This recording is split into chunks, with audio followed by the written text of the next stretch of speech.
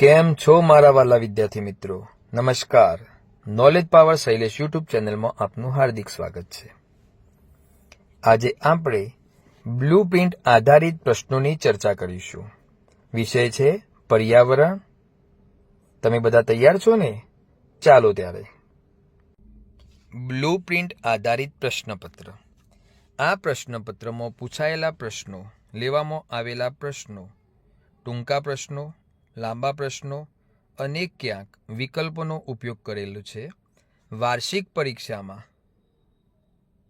ખાલી જગ્યા સ્વરૂપે, વિકલ્પો સ્વરૂપે, જોડકા સ્વરૂપે કે પ્રશ્ન સ્વરૂપે પ્રશ્નો હોઈ શકે છે, પરંતુ સમજ આધારિત, જ્ઞાન આધારિત અને ઉપયોજન આધારિત બ્લુપ્રિન્ટના આધારે અહીંયા પ્રશ્નો કાઢવાનો પ્રયત્ન કરેલો છે. પ્રશ્ન 1, વનસ્પતિમાં ફૂલો અને મૂળનું મહત્વ સમજાવો, અથવા ફૂલો કઈ રીતે ઉપયોગી છે અને મૂળ વનસ્પતિ માટે શું કાર્ય કરે છે તે સ્પષ્ટ કરો. 3 ગુણનો પ્રશ્ન આવશે પહેલા પ્રશ્નમાં. જવાબ: વનસ્પતિના દરેક અંગનું ચોક્કસ કાર્ય હોય છે, જે નીચે મુજબની સમજ દ્વારા સ્પષ્ટ થાય છે. મૂળ વિશે લખવાનું હોય તો મૂળ વનસ્પતિને જમીન સાથે મજબૂતીથી જકડી રાખવાનું કામ કરે છે, જેથી છોડ પવન કે વરસાદમાં પડી ન જાય. તે જમીનમાંથી પાણી અને ક્ષારોનું શોષણ કરે છે. છોડના અન્ય ભાગ સુધી પહોંચાડવામાં મદદરૂપ થાય છે. ફૂલનું મહત્વ.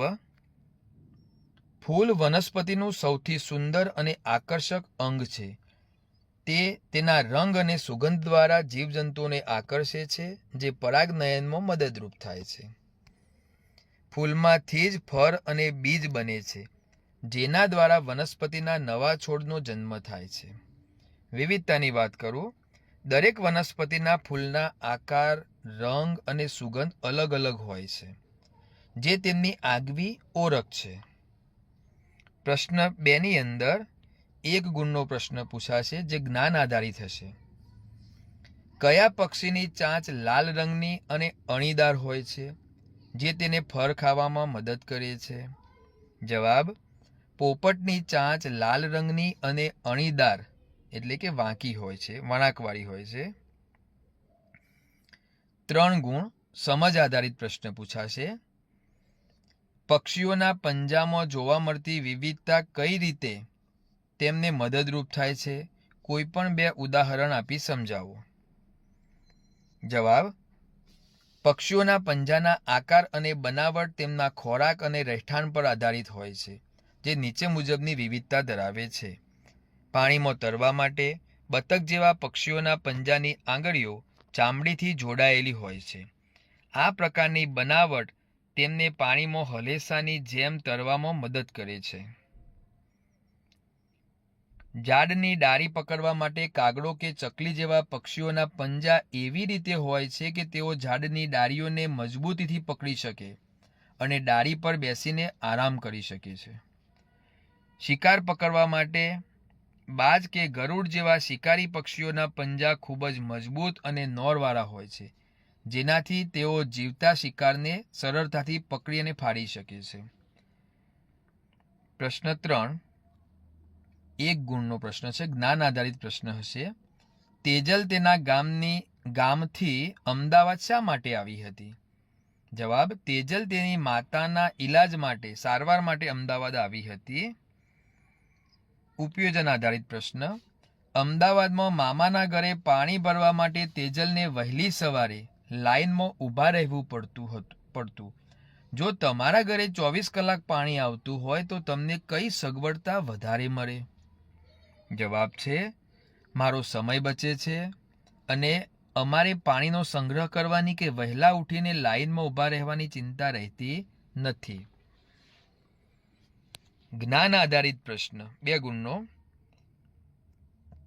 તેજલના ગામના ઘર અને મામાના ઘર વચ્ચે કયા તફાવતો હતા? કોઈ પણ 2 લખો. જગ્યાની વાત કરીએ તો ગામમાં ઘરની આગળ મોટું આંગણું અને રસોઈ માટે અલગ જગ્યા હતી, જ્યારે મામાના ઘરે એક જ રૂમમાં રહેવા, જમવા અને સૂવાની વ્યવસ્થા હતી.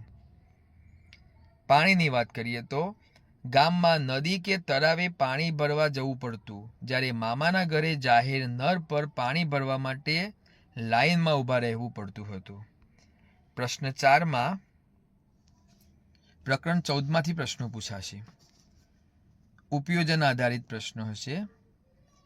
જો તમારે તમારા વાડામાં ડુંગળીનો પાક ઉગાડવો હોય તો તમે કયા કયા ખેતીના ઓજારોનો ઉપયોગ કરશો અને તે શા માટે? જવાબ: અમે નીચે મુજબના ઓજારોનો ઉપયોગ કરીશું. કોદાળી, જમીનને પોચી અને નરમ બનાવવા માટે. ખરપીઓ, જમીનમાંથી નકામું ઘાસ દૂર કરવા માટે, જેને આપણે ખુરપી પણ કહીએ છીએ. ઇલ્લીજ, તૈયાર થયેલા ડુંગળીના પાકને કાપવા અને પાંદડા અલગ કરવા માટે. પ્રકરણ 22માંથી સમજ આધારિત પ્રશ્ન. પટોળા વણવાની કળા અત્યારે શા માટે જોખમમાં છે? જવાબ: મોંઘું રેશમ, પટોળાની બનાવટમાં લાગતો લાંબો સમય અને ઓછી મળતી કિંમતના કારણે કારીગરો આ વ્યવસાય છોડી રહ્યા છે.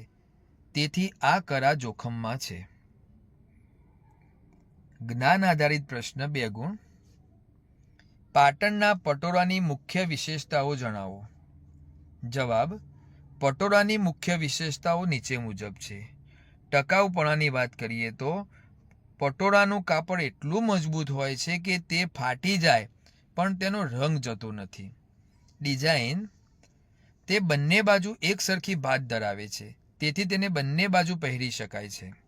ગૂંથણી, તે રેશમી તાણાવાળાના ગૂંથણથી અને કુદરતી રંગોના ઉપયોગથી બનાવવામાં આવે છે. પ્રશ્ન 5, જેમાં પ્રકરણ 14 રાજુનું ખેતર એમાંથી પ્રશ્નો હશે. પ્રશ્ન 1, ડુંગળીનો પાક તૈયાર થઈ ગયો છે તે કઈ રીતે જાણી શકાય? જવાબ: જ્યારે ડુંગળીના પાંદડા પીળા અને સુકાઈ જાય ત્યારે સમજી શકાય કે પાક તૈયાર થઈ ગયો છે. પ્રકરણ 20માંથી પણ પ્રશ્ન હશે. ગુરુદ્વારામાં લંગર એટલે શું? જવાબ: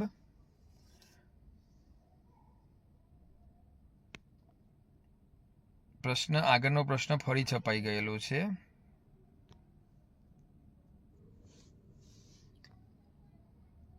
જવાબ: ગુરુદ્વારામાં સાથે મળીને રાંધવામાં આવતા અને જમવામાં આવતા ભોજનને લંગર કહેવામાં આવે છે.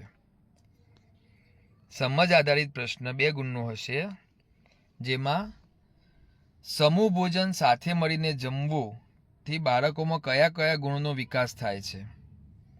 જવાબ: સમૂહ ભોજનથી બાળકોમાં નીચે મુજબના ગુણો કેળવાય છે.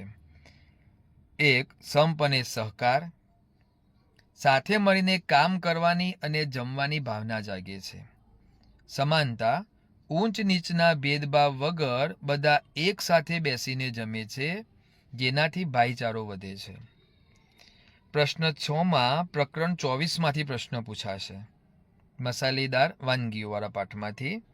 જ્ઞાન આધારિત પ્રશ્નની વાત કરીએ તો રસોડાનો એવો કયો મસાલો છે જે દેખાવમાં ઝીણો અને કાળો છે પણ તેને દળવાથી અંદરથી સફેદ પાવડર નીકળે છે અને તે સ્વાદમાં ખૂબ તીખો હોય છે? આ પ્રશ્નો વિકલ્પ આધારિત હશે. જીરું, હિંગ, મરી કે રાઈ? સાચો જવાબ છે મરી. વિદ્યાર્થી મિત્રો, પરીક્ષામાં આ જ પ્રશ્નો હોય એવું નથી, માટે તમારે પુસ્તકના બીજા પ્રશ્નોની પણ તૈયારી કરવાની. આ પ્રશ્નપત્ર નમૂનારૂપ છે, આવા પ્રશ્નો પૂછાઈ શકે છે. ઉપયોજન આધારિત પ્રશ્નની વાત કરીએ તો શીતલના દાદીને શરદી અને ઉધરસ થઈ છે. રસોડામાં રહેલા કયા મસાલાનો ઉપયોગ કરીને તેઓ ઉકાળો બનાવે તો તેમને જલ્દી રાહત મળી શકે? હળદર અને આદુ, લાલ મરચું અને મીઠું, વરિયાળી અને ખાંડ, મેથી અને રાઈ? તો સાચો જવાબ આવશે અ, હળદર અને આદુ. પ્રશ્ન 7, જેમાં પ્રકરણ 15 બજારથી ઘર સુધીમાંથી પ્રશ્નો પૂછાશે. જ્ઞાન આધારિત પ્રશ્ન. વૈશાલીના પિતાજી અને ભાઈ કયા વ્યવસાય સાથે જોડાયેલા છે? તેઓ દરજી કામ કરે છે, તેઓ શાકભાજી વેચવાનું કામ કરે છે, તેઓ શાળામાં ભણાવે છે કે તેઓ સોની કામ કરે છે? સાચો જવાબ આવશે વિકલ્પ બ, તેઓ શાકભાજી વેચવાનું કામ કરે છે. સમજ આધારિત. વૈશાલીના પિતાજી શા માટે પહેલા આગલા દિવસના વધેલા શાકભાજી વેચવાનો પ્રયત્ન કરે છે? જો તે ન વેચાય તો શું થાય? જવાબ છે વૈશાલીના પિતાજી પહેલા આગલા દિવસના વધેલા શાકભાજી વેચે છે કારણ કે તે શાકભાજી બગડી ન જાય અને તે ફેંકી દેવી ન પડે. શાકભાજી એ જલ્દી બગડી જાય તેવી વસ્તુ છે. જો વાસી શાકભાજી સમયસર ન વેચાય તો તે નરમ પડી જાય છે અને સુકાઈ જાય છે અથવા તેમાંથી ખરાબ ગંધ આવવા લાગે છે. તેનાથી આર્થિક નુકસાન થાય છે. આથી તાજી શાકભાજી બહાર કાઢતા પહેલાં જૂની શાકભાજી વેચવી વ્યાપારિક દ્રષ્ટિએ અને બગાડ અટકાવવા માટે જરૂરી છે. ઉપયોજન આધારિત પ્રશ્ન. ઉનાળામાં શાકભાજીને જલ્દી સુકાઈ જતી અટકાવવા માટે વૈશાલીના પિતાજી વારંવાર શું કરે છે? અ. શાકભાજીને તડકામાં રાખે છે. બ. શાકભાજી પર પાણીનો છંટકાવ કરે છે. ક. શાકભાજીને ગરમ કપડાથી ઢાંકી દે છે. ડ. શાકભાજીને તેલ લગાવે છે. સાચો જવાબ છે વિકલ્પ બ, શાકભાજી પર પાણીનો છંટકાવ કરે છે. પ્રશ્ન 8, જેમાં પાઠ 23માંથી પ્રશ્નો પૂછાશે. જ્ઞાન આધારિત પ્રશ્નની વાત કરીએ તો અબુધાબી દેશમાં ચારે બાજુ શું જોવા મળે છે અને ત્યાં કયા કયા વૃક્ષો સૌથી વધુ ઉગે છે? જવાબ અબુધાબીમાં ચારે બાજુ રેતી જોવા મળે છે અને ત્યાં સૌથી વધુ ખજૂરીના વૃક્ષો ઉગે છે. જ્ઞાન આધારિત પ્રશ્ન. અબુધાબી એટલે કે યુનાઇટેડ આરબ અમીરાત ના ચલણ અને ત્યાં બોલાતી ભાષાનું નામ જણાવો. ચલણની વાત કરીએ તો અબુધાબીનું ચલણ છે દિરહામ અને ભાષાની વાત કરીએ તો ત્યાંના લોકોની મુખ્ય ભાષા અરબી છે. પ્રશ્ન 9, પ્રકરણ 18માંથી પ્રશ્નો પૂછાશે. ગંદુ પાણી પીવાથી કયા કયા રોગો થઈ શકે છે? તેનાથી બચવા માટે પાણીને કઈ રીતે શુદ્ધ કરી શકાય? જવાબ ગંદુ પાણી પીવાથી ટાઇફોઇડ, કોલેરા, મરડો અને ઝાડા ઉલટી જેવા રોગ થાય છે. પાણીને શુદ્ધ કરવા માટે તેને ઉકાળવું જોઈએ અથવા તેમાં ફટકડી કે ક્લોરીનની ટીકડીઓ નાખવી જોઈએ. પ્રકરણ 19માંથી પણ પ્રશ્નો પૂછાશે જે સમજ આધારિત હશે. પ્રશ્ન 1, શાળામાં મધ્યાહન ભોજન યોજનાનો મુખ્ય ઉદ્દેશ શું છે? અ. બાળકોને માત્ર રમવા દેવા. બ. બધા બાળકોને પૌષ્ટિક અને ગરમ તાજું ભોજન મળે અને સમાનતા વધે. ક. માત્ર રજાઓ ગાળવી. ડ. બાળકો પાસે રસોઈ કરાવવી. સાચો જવાબ છે વિકલ્પ બ, બધા બાળકોને પૌષ્ટિક અને ગરમ તાજું ભોજન મળે અને સમાનતા વધે. પ્રશ્ન 2, ઉત્તરાયણના તહેવારમાં બધા મિત્રો સાથે મળીને કઈ વાનગીનો આનંદ માણે છે જે સમૂહ ભોજનનું ઉદાહરણ છે? અ. ઊંધિયું અને જલેબી. બ. આઈસ્ક્રીમ. ક. પીઝા. ડ. સમોસા. સાચો જવાબ છે વિકલ્પ અ, ઊંધિયું અને જલેબી. વિદ્યાર્થી મિત્રો, તમે મારા વિડીયોને લાઈક આપવાનું ભૂલતા નહીં. વિડીયો તો તમે બધા જુઓ જ છો પણ લાઈક આપતા નથી, માટે અત્યારે જ લાઈક આપી દો. ચાલો ત્યારે પ્રકરણ 21માંથી પણ પ્રશ્નો પૂછાશે. સારા સ્પર્શ યાની કે ગુડ ટચ અને ખરાબ સ્પર્શ બેડ ટચ વચ્ચેનો તફાવત તમે કઈ રીતે સમજશો? જવાબ જ્યારે કોઈના અડવાથી આપણને સુરક્ષિત વાલ અને મમતાનો અનુભવ થાય, જેમ કે મમ્મી, તેને સારો સ્પર્શ કહેવાય. પરંતુ જો કોઈના અડવાથી આપણને ડર લાગે, અજુગતું લાગે કે અસ્વસ્થતા અનુભવાય તો તેને ખરાબ સ્પર્શ કહેવાય. આવું થાય ત્યારે તરત જ વડીલોને જાણ કરવી જોઈએ.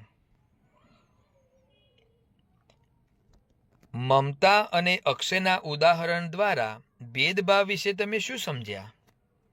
જવાબ: સમાજમાં છોકરા અને છોકરી વચ્ચે અથવા અલગ અલગ જ્ઞાતિના લોકો વચ્ચે જે અસમાનતા રાખવામાં આવે છે તેને ભેદભાવ કહેવાય.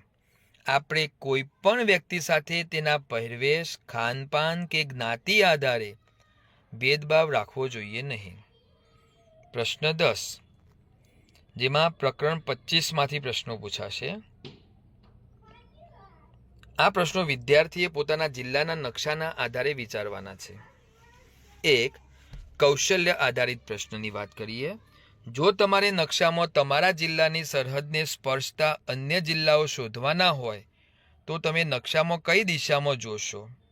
માત્ર ઉત્તર દિશામાં, માત્ર પૂર્વ દિશામાં, જિલ્લાની ચારે બાજુએ કે માત્ર નકશાની નીચેના ભાગમાં? સાચો જવાબ આવશે ક, જિલ્લાની ચારે બાજુએ, ઉત્તર, દક્ષિણ, પૂર્વ અને પશ્ચિમમાં. 2. કૌશલ્ય આધારિત પ્રશ્ન. નકશામાં કોઈ ચોક્કસ નદી ક્યાંથી વહે છે તે જાણવા માટે તમે કયા પ્રકારની રેખા કે સંકેતને ધ્યાનથી જોશો? વાંકી ચૂંકી વાદળી રેખા, સીધી કાળી રેખા, લાલ ટપકા, લીલા રંગના ચોરસ. સાચો જવાબ છે વાંકી ચૂંકી વાદળી રેખા. કૌશલ્ય આધારિત પ્રશ્ન. નકશાની મદદથી તમારા જિલ્લામાં આવેલા કોઈ પણ એક પ્રખ્યાત ઐતિહાસિક સ્થળ અથવા જોવાલાયક સ્થળનું નામ શોધીને જણાવો. વિદ્યાર્થીઓ પોતાના જિલ્લા મુજબ જવાબ આપશે. દાખલા તરીકે મહેસાણા જિલ્લો હોય તો મોઢેરાનું સૂર્ય મંદિર. કૌશલ્ય આધારિત પ્રશ્ન. તમારા જિલ્લાના નકશામાં જે તે વિસ્તારમાં થતા મુખ્ય પાક વિશેની માહિતી કઈ રીતે દર્શાવવામાં આવી હોય છે? જવાબ: નકશામાં મુખ્ય પાક દર્શાવવા માટે ખાસ સંજ્ઞા, સૂચિ અથવા પાકના ચિત્રોવાળી નિશાનીઓનો ઉપયોગ કરવામાં આવે છે. વિદ્યાર્થી મિત્રો, આ હતું બ્લુપ્રિન્ટ આધારિત પ્રશ્નપત્ર. તમે હવે આવા પ્રશ્નોની વધારે મહેનત કરશો તો સારા એવા માર્ક્સ તમે મેળવી શકશો. તમને જો મારો વિડીયો પસંદ આવ્યો હોય તો વિડીયોને અત્યારે જ લાઈક આપી દો, બીજા મિત્રોને શેર કરો અને જો મારી ચેનલ ઉપર નવા હો તો ચેનલને સબસ્ક્રાઈબ કરવાનું ભૂલતા નહીં. ફરી મળીશું આવા જ નવા વિડીયો સાથે. જય હિન્દ.